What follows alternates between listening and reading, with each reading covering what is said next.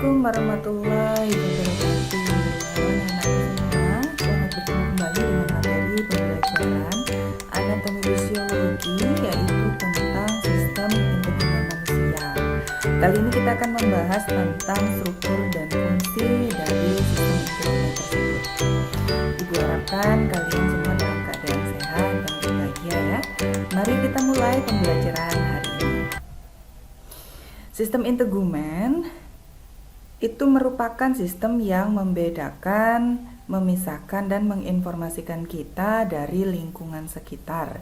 Jadi sistem ini seringkali merupakan bagian dari sistem organ terbesar yang mencakup kulit, rambut, kuku, kelenjar keringat, kelenjar minyak, dan kelenjar susu. Nah, sistem integumen juga mampu memperbaiki dirinya sendiri apabila terjadi kerusakan dan tidak terlalu parah atau yang dinamakan self-repairing. Dan mekanisme pertahanan tubuh pertama pembatas antara lingkungan luar tubuh dengan di dalam tubuh. Jadi lapisan kulit itu dibagi menjadi 3 ya, ada epidermis, dermis, dan subkutis atau hipodermis. Nah, sistem integumen itu sendiri berasal dari bahasa Latin namanya integumentum yang berarti penutup. Sistem organ yang membedakan, memisahkan, melindungi kita terhadap lingkungan sekitar.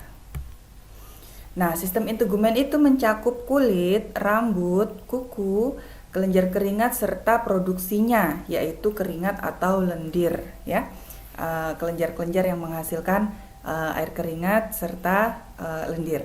Kemudian integumen sistem ini dia membantu memperbaiki tubuh secara konsisten untuk keseimbangan dari kondisi internal atau hemostasis. Nah, jadi sistem integumen ini itu sangat penting dan memang vital di dalam tubuh, seperti itu ya. Jadi untuk integumen sendiri itu ada kulit, ada rambut, ya, ada nail atau kuku, dan kelenjar keringat. Fungsi kulit sebagai perlindungan, mencegah dehidrasi, mencegah rangsangan dari luar, menyimpan lipid atau menyimpan lemak, kemudian sintesis vitamin D ya. Sintesis vitamin D ini yang kita sering atau kita tahu ya, itu kita berjemur di pagi hari, range antara jam 7 sampai dengan jam 9 pagi. Kemudian kulit juga menghasilkan bau untuk penyamaran. Kemudian kulit digunakan untuk pengatur suhu atau homeostasis. Nah, ini adalah posisi atau dari bagian-bagian kulit ya, ketika dilakukan secara makroskopis. Jadi di situ ada sel squamous, kemudian ada akar rambut, ada folikel rambut, kemudian ada pembuluh arteri dan pembuluh vena.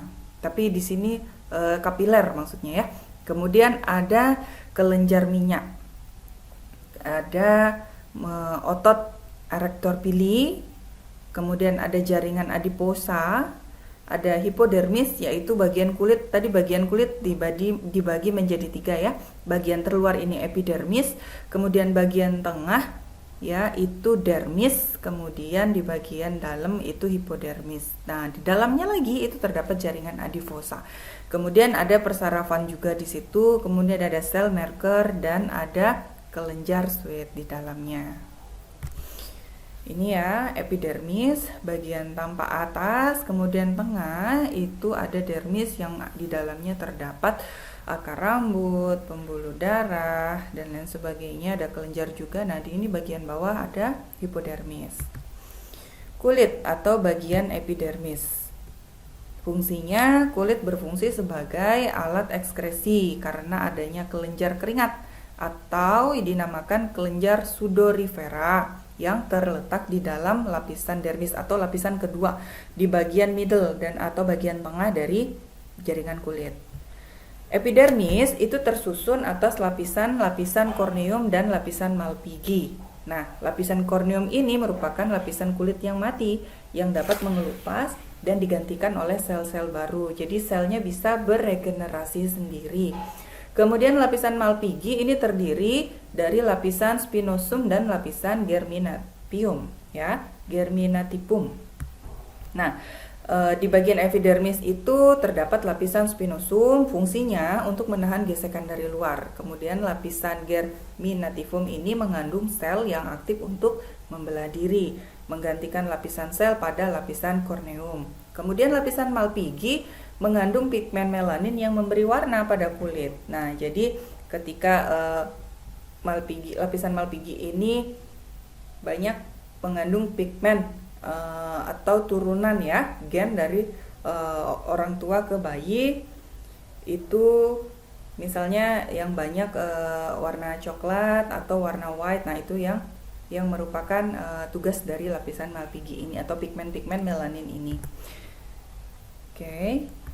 Nah, sel-sel epitel di dalam lapisan epidermis itu melanosit, kemudian sel Langerhans, ada sel Merkel, dan sel keratinosit. Nah, stratum corneum terdiri dari 15 sampai 20 lapis sel gepeng, ya, tanpa inti atau tanpa nukleus dengan sitoplasma yang dipenuhi keratin. Jadi sel-sel, jadi kita kalau bicara sel itu artinya dia di dalam, ya, di jaringan terkecil dari jaringan kulit, dan memang sel itu ada inti sel, kemudian ada bagian-bagian yang di luar dari selnya, ya. Salah satunya ada di situ sitoplasma. Nah, kemudian tetapi ini masih di dalam sel, ya. Nah, stratum lucidum tidak jelas terlihat, dan bila terlihat berupa lapisan tipis yang homogen, terang jernih, dan inti serta batas selnya tidak terlihat. Kemudian ada sel stratum granulosum, ya, terdiri dari 2 sampai 4 lapis sel poligonal gepeng yang sitoplasmanya itu memiliki granul keratohyalin. Kemudian ada sel stratum spinosum, itu tersusun dari beberapa sel di atas stratum basale. Jadi sel pada lapisan ini berbentuk polihedris dengan inti berbentuk bulat atau lonjong, ya, silinder, mungkin seperti bentuk telur. Kemudian stratum basal atau germinativum itu merupakan lapisan paling bawah, ya, pada epidermis, tersusun dari selapis sel pigmen basal berbentuk silindris dan dalam sitoplasmanya terdapat melanin. Jadi posisinya paling bawah pada epidermis ini dia langsung bersentuhan dengan dermis, seperti itu. Nah, kita masuk ke bagian dermis. Jadi lapisan ini mengandung pembuluh darah, akar rambut, jadi ujung saraf, kelenjar keringat, serta kelenjar minyak. Fungsi dari dermis itu sebagai ekskresi atau alat pembuangan, di mana organ penerima rangsang, pelindung terhadap kerusakan fisik, kemudian ada penyinaran, dan ada sumber atau gangguan dari penyakit, ya, serta pengatur atau hemostasis dari suhu tubuh. Nah, ini adalah dermis. Jadi dermis inilah terdiri dari lapisan papilari dan lapisan retikular. Jadi posisinya dia di middle, ya, posisinya dia di tengah. Lapisan dermis merupakan yang paling penting di kulit yang dianggap sebagai true skin, ya, artinya kulit yang sesungguhnya. Itu 95% dermis membentuk ketebalan terdiri dari jaringan ikat yang menyokong epidermis dan menghubungkannya dengan subkutis. Nah, lapisan dermis itu terdiri dari sel-sel, ya, kurang lebih seperti sel epidermis. Di situ juga untuk di dermis maksudnya itu ada stratum papillare. Jadi dia bagian papila atau dermis, jadi bagian atas, ya, terdiri dari jaringan ikat longgar. Kemudian stratum ini didapati fibroblast atau sel jaringan ikat, ya, sel mast dan leukosit yang keluar dari pembuluh darah. Leukosit artinya sel darah putih. Kemudian ada stratum reticulare yang lebih tebal dari papillare dan tersusun atas jaringan ikat yang teratur, seperti itu. Nah, terdiri dari serabut-serabut atau kolagen, elastin, dan retikulin. Kemudian matrix terdiri dari asam hyaluronat dan kondroitin sulfat. Nah, komponen atau apa saja yang ada di dalam lapisan-lapisan dari dermis itu, atau apa saja komponen yang ada di dalam lapisan dermis, yaitu ada pembuluh darah, ya, fungsinya sebagai transport oksigen dan nutrisi ke kulit serta mengeluarkan produk sampah. Artinya bahan-bahan buangan yang sudah tidak digunakan lagi di dalam jaringan tubuh. Kemudian ada pembuluh getah bening ya, sebagai pasokan cairan susu, mengandung sel darah putih atau mengandung leukosit dari sistem imunitas. Nah, di jaringan kulit untuk melawan apa? Melawan mikroba. Nah, seperti itu, atau melawan patogen yang akhirnya dapat menyebabkan inflamasi terhadap kulit. Kemudian ada kelenjar keringat untuk mengatur suhu tubuh dengan mengangkut air ke permukaan kulit, di mana ia dapat menguap atau mendinginkan kulit. Kemudian ada jaringan minyak ya, kelenjar minyak namanya sebasea. Itu membantu untuk kulit tahan air dan melindungi terhadap mikroba. Jadi mereka melekat pada folikel rambut. Jadi kalau misalkan adik-adik atau kalian semua 2 atau 3 hari tidak keramas, posisi rambutnya itu lepek, kemudian seperti berminyak. Nah, itu adalah produk dari kelenjar sebasea. Seperti itu ya. Nah, kemudian ada folikel rambut. Ini masih di dalam komponen atau masih di dalam lapisan dermis ya. Ada folikel rambut, kemudian itu rongga yang berbentuk tabung yang melampirkan akar rambut dan memberikan nutrisi. Kemudian ada sensori reseptor syaraf ya, yang mengirimkan sensasi seperti sentuhan, nyeri, dan intensitas panas ke otak. Ada juga kolagen protein struktural yang memegang peranan sebagai muscle, otot dan organ di tempat dan memberikan kekuatan serta bentuk ke jaringan tubuh. Nah, ada juga elastin protein, dia memberikan elastisitas untuk membuat kulit meregang atau pada saat kulit itu terjadi kontraksi. Ya, hal ini juga ditemukan di ligamen, di organ, di otot, ya, di muscle dan di dinding pembuluh darah arteri. Kita masuk ke jaringan cutaneous atau jaringan hipodermis. Ini merupakan jaringan atau lapisan ketiga, lapisan paling dalam, paling dasar dari kulit ya, dari jaringan skin. Nah, pada bagian subdermis ini atau pada jaringan cutaneous ini itu terdiri dari jaringan ikat longgar berisi sel lemak di dalamnya, dan jaringan ini itu terdapat ujung saraf tepi. Begitu ya, pembuluh darah dan getah bening. Nah, reseptor yang terdapat di dalam dermis adalah reseptor sentuhan, reseptor suhu atau termosreseptor, kemudian ada reseptor tekanan.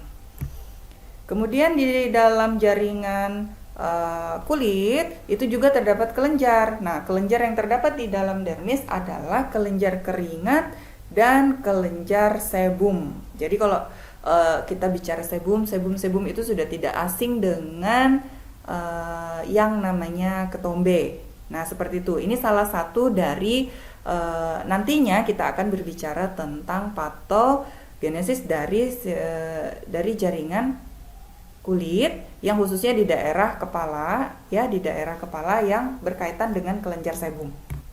Kemudian ada kelenjar keringat atau eccrine sweat gland ya, atau kelenjar sebasea ya. Dia mengatur penguapan maksud saya kelenjar eccrine sweat gland ya, atau kelenjar keringat ini mengatur penguapan untuk mendinginkan tubuh saat suhu lingkungan meningkat yang kita kenal dengan keringat ya, dan membuang sisa metabolisme tubuh sebagian besar yang terdiri dari garam dan urea. Nah, jika lingkungan itu panas, kelenjar keringat menjadi aktif dan pembuluh kapiler di kulit melebar.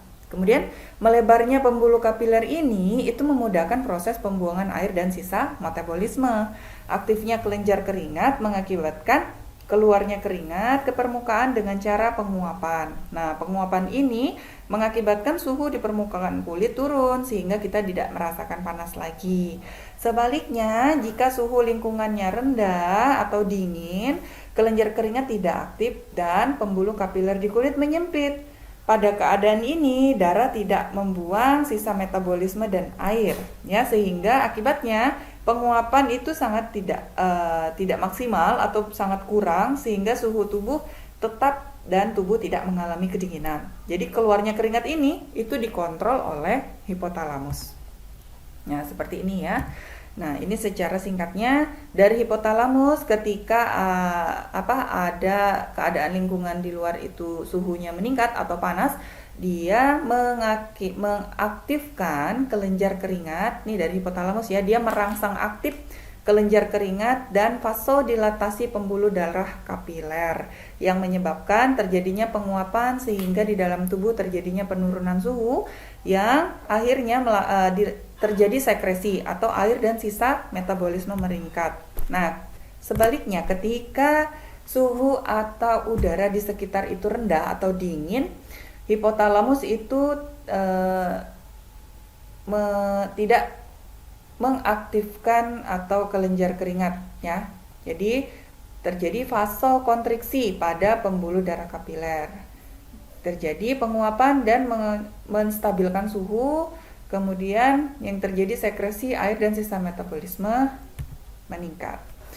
Nah, kemudian ada yang namanya kelenjar sebasea ya, atau kelenjar minyak. Dia menghasilkan sebum, zat semacam lilin. Jadi yang di dalamnya terdiri dari asam lemak atau trigliserida ya. Yang bertujuan untuk melumasi permukaan kulit yang dikeluarkan melalui folikel rambut yang mengandung banyak lemak. Kemudian ada pembuluh darah. Di lapisan dermis itu sangat kaya dengan pembuluh darah yang memberi nutrisi penting untuk kulit, baik itu vitamin, oksigen, merupakan ataupun zat penting lainnya untuk apa? Memetabolisme sel kulit. Jadi selain itu, pembuluh darah juga bertugas mengatur suhu tubuh melalui mekanisme pelebaran dan vasodilatasi pembuluh darah. Kemudian di jaringan kulit juga terdapat saraf-saraf nyeri atau reseptor sentuh ya. Jadi saraf-saraf ini yang membuat kita peka dengan adanya rasa sakit, rasa nyeri bila ada sesuatu atau injury atau kecelakaan atau insiden yang mengenai kulit kita. Jadi saraf-saraf ini dia fungsinya memberikan rasa sentuhan pada kita sehingga kita dapat merasa panas, merasa dingin, atau merasa ada sesuatu atau hal-hal yang tidak baik terhadap kulit kita. Kemudian ada lapisan subkutis ya. Jadi lapisan ini di bawah dermis ya, di bawah dermis yang dia berhubungan langsung dengan hipodermis ya. Itu tersusun dari sel kolagen, kemudian lemak yang tebal untuk penyekat panas, sehingga kita tidak dapat beradaptasi dengan perubahan temperatur luar dari tubuh kita karena perubahan cuaca. Jadi selain itu juga lapisan ini itu dapat menyimpan cadangan nutrisi untuk kulit. Nah, faktor-faktor yang mempengaruhi warna kulit itu ada melanosit, ada darah, kemudian ada pigmen karotin ya. Nah, melanosit ini letaknya pada stratum basalis. Jadi dia memproduksi pigmen melanin yang bertanggung jawab untuk pewarnaan kulit dari coklat sampai dengan agak gelap ya, atau the dark. Kemudian ada darah di dalam pembuluh dermal di bawah lapisan epidermis dapat terlihat dari permukaan yang menghasilkan pewarnaan merah muda. Nah, ini lebih jelas terlihat pada orang yang warna kulitnya white ya, agak putih, atau warna-warna kulit Asia seperti China, begitu ya, Korea dan lain sebagainya. Kemudian ada keberadaan dan jumlah pigmen kuning karotin yang hanya ditemukan pada stratum corneum dan sel lemak dermis dan hipodermis ya, yang menyebabkan perbedaan pigmen pewarnaan pada kulit. Nah, setelah kulit, untuk sistem integumen itu ada kuku dan rambut. Baik, untuk anatomi rambutnya, rambut ini merupakan organ yang seperti benang yang tumbuh di kulit terutama. Kemudian rambut muncul dari bagian kulit luar ya, atau bagian epidermis. Struktur rambut ada dua macam keratin pada rambut. Ada keratin lunak, ada keratin keras. Nah, keratin lunak itu terdapat di seluruh permukaan kulit, terutama kulit tebal, yaitu pada bagian medula rambut. Kemudian keratin keras terdapat pada kuku, kutikula, dan korteks rambut. Nah, pembentukannya tidak melalui butir-butir keratohyalin atau pada lucidum, tetapi perubahannya terletak pada sel epidermis yang tetap hidup yang menjadi keratin. Kemudian medula merupakan bagian tengah rambut yang terdiri dari sel rambut yang mengalami kretinisasi. Nah, kemudian ada bagian luar yaitu korteks, merupakan bagian terbesar dari rambut yang terdiri dari sel berbentuk runcing yang mengalami keratinisasi dan banyak mengandung pigmen, ya, banyak mengandung warna. Kemudian Kutikula itu membran tipis yang terdiri dari sel gepeng yang akhirnya mengalami kreatinisasi atau transparan dan secara mikroskopis terdiri dari 1-3 lapisan sel yang sebagiannya mengalami keratinisasi. Kemudian ada struktur anatomi kuku. Nah, tadi sudah kita bahas tentang rambut, sekarang kita tentang kuku. Jadi, bagian-bagian kuku itu ada matriks ya, kemudian ada dinding kukunya, ada dasar kuku, ada akar kuku, ada lempeng kuku, kemudian ada lunula, eponychium atau kutikula, dan ada hyponychium atau dasar dari kuku. Nah, untuk metrik kuku ini merupakan pembentuk jaringan kuku yang baru. Artinya sel-sel pembentuk kuku yang baru untuk tumbuh ya. Kemudian ada nail wile atau ada dinding kuku. Ini merupakan lipatan kulit yang menutupi bagian pinggir dan atas. Kemudian ada dasar kuku, ini merupakan bagian kulit yang ditutupi kuku. Kemudian ada alur kuku, itu ada celah antara dinding dan dasar kuku. Kemudian ada akar kuku di bagian proksimal kuku ya. Kemudian ada lempeng kuku, merupakan bagian tengah kuku yang dikelilingi dinding kuku. Kemudian ada lunula ya. Ini merupakan bagian lempeng kuku yang berwarna putih di dekat akar kuku yang bentuknya sabit dan ditutupi oleh kulit. Kemudian ada eponychium atau kutikula. Ini merupakan dinding kuku bagian proksima kulit ari yang menutupi bagian permukaan lempeng kuku. Kemudian ada hyponychium, yaitu dasar kuku atau kulit ari di bawah kuku yang bebas dan menebal. Nah, hubungan fisiologi kulit dengan organ-organ tubuh yang lain. Ada sistem skeletal ya, kemudian ada sistem muskular. Skeletal ini adalah sistem tulang, untuk sistem muskular ini adalah sistem jaringan otot. Nah, hubungannya fisiologi kulit dengan organ lain atau terutama di sini ada skeletal, dia mengaktifkan vitamin D atau kalsitriol yang akan membantu penyerapan kalsium dan fosfor di saluran cerna ya. Kalsium dan fosfor ini fungsinya untuk membangun dan memelihara tulang. Kemudian kulit juga pada sistem skeletal menyediakan dukungan struktural untuk kulit. Nah, kulit pada bagian muskular itu melalui produksi vitamin D membantu menyediakan ion kalsium yang berguna untuk kontraksi otot. Kontraksi otot di daerah kulit muka itu menghasilkan ekspresi wajah. Bisa kita wajah pada saat kita happy, kita tersenyum, pada saat kita sad, kita murung gitu ya wajah kita, dan lain sebagainya. Iya, baik, selanjutnya hubungan fisiologi kulit ya dengan organ lain. Di sini ada sistem saraf dan endokrin. Jadi untuk sistem saraf, ujung saraf pada kulit itu dia menghantarkan sinyal terkait sentuhan, tekanan, suhu, dan nyeri. Kemudian sistem saraf pusat atau SSP itu dia mengatur aliran darah ya, mengatur vaskuler dan mengeluarkan keringat untuk termoregulasi. Kemudian sistem saraf juga dia mengkontraksi, mensimulasi kontraksi musculus arrector pili untuk menegakkan rambut. Jadi untuk yang endokrin itu sebagai keratinosit pada kulit yang membantu mengaktifasi vitamin D menjadi kalsitriol. Jadi hormonnya mempermudah penyerapan kalsium dan fosfor pada saluran pencernaan. Kemudian sistem endokrin itu ada hormon Sykes, jadi mensimulasi aktivitas atau kelenjar sebasea, kelenjar minyak ya. Dia mempengaruhi pertumbuhan, kemudian distribusi lemak yang subkutan dan aktivitas kelenjar keringat. Kemudian ada hormon adrenal, dia mengatur aliran darah di dermis dan membantu mobilisasi lemak di jaringan adiposa atau jaringan adiposit. Kemudian hubungan kulit dengan sistem kardiovaskular ya atau konduksi jantung, kemudian dengan sistem limfatik dan imunologi. Kemudian untuk sistem kardiovaskular ini dia sebagai perubahan kimia setempat di dermis ya, di lapisan kulit bagian tengah atau di middle lapisan itu yang menyebabkan perubahan vaskular atau melebar dan menyempitnya yang mempengaruhi aliran darah setempat. Kemudian sistem kardiovaskular ini menyediakan oksigen dan nutrisi yang menghantarkan hormon dan sel-sel imun.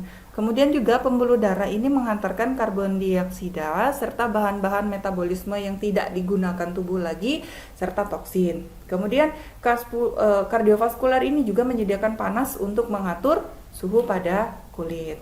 Nah, untuk di sistem limfatik dan imunologi ini merupakan kulit yang mempertahankan pertama di dalam sistem pertahanan tubuh atau imunitas. Jadi dia menyediakan sawar mekanik dan sekret kimia untuk menghalau atau menginhibitor dari penetrasi mikroba atau patogen-patogen yang menyebabkan dampak negatif pada tubuh. Kemudian ada sel-sel Langerhans pada epidermis, itu fungsinya di dalam imun tubuh dengan cara pengenalan antigen terhadap agen asing.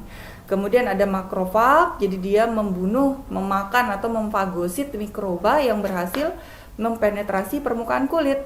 Kemudian ada sistem limfatik, jadi dia melindungi integumen dengan menyediakan makrofag tambahan dan memobilisasi limfosit atau bagian dari sel darah putih. Kemudian ada sistem pernafasan dan pencernaan.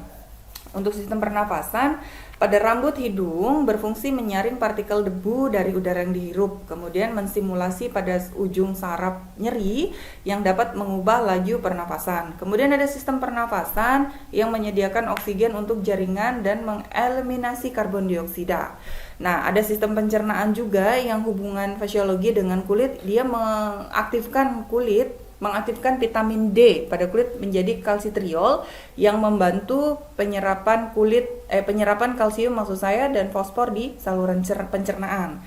Kemudian di sistem pencernaan juga menyediakan nutrisi atau nutrien untuk sel-sel dan simpanan lemak di dalam jaringan lemak atau di jaringan adiposa. Nah, kemudian ada sistem saluran kemih dan sistem reproduksi yang mana juga kaitannya dengan fisiologi kulit. Untuk saluran kemih itu, ginjal menerima sebagian hormon vitamin D dari kulit, kemudian mengubahnya menjadi kalsitriol.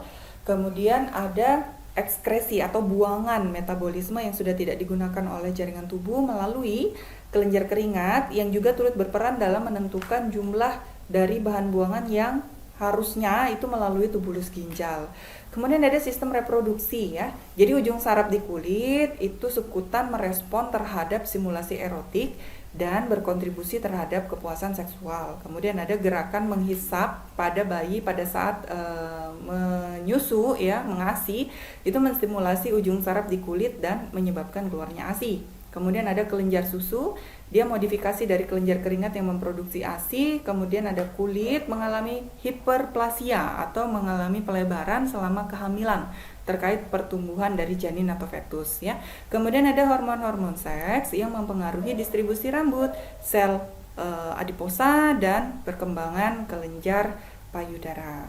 Baik, itu tadi penjelasan tentang sistem integumen ya, di mana ada rambut, ada kuku, ada kulit di situ, dan ada kelenjar-kelenjar yang membantu proses dari integumen tersebut. Nah, untuk tugasnya bisa kalian membuat rangkuman dari materi yang sudah tadi dijelaskan dengan menggunakan metode Petaminda. Jadi rangkumannya tadi atau materi yang sudah tadi didapatkan di slide ini itu boleh dikembangkan dengan menambahkan materi dari sumber-sumber lain. Bisa dari buku ajar, bisa dari jurnal yang sudah kalian baca, bisa dari Google dan lain sebagainya. Nah, tugasnya dibuat di kertas A4 dan tidak lupa memberikan identitas diri serta boleh ditambahkan ilustrasi serta warna yang menarik. Hasilnya akan difoto dan dikumpulkan di Google Classroom. Ini adalah salah satu contoh Petaminda dari sistem organ. Ini adalah contohnya. Jadi di sini ada sistem organ, ada sistem gerak, pernapasan dan lain sebagainya. Ini nanti disesuaikan dengan sistem integumen yang sudah tadi dijelaskan pada hari ini. Baik anak-anak, itu tadi pembahasan kita tentang materi sistem integumen. Jika ada yang mau ditanyakan, bisa kita diskusikan di Google Classroom. Terima kasih atas perhatiannya, jaga semangat belajarnya, dan Ibu harapkan tidak mengurangi semangat belajar kalian walaupun masih di dalam kondisi pandemi seperti ini ya. Kemudian tingkatkan lagi motivasi untuk kalian belajar. Baik, itu saja, terima kasih. Semoga bermanfaat dan selamat belajar. Assalamualaikum warahmatullahi wabarakatuh.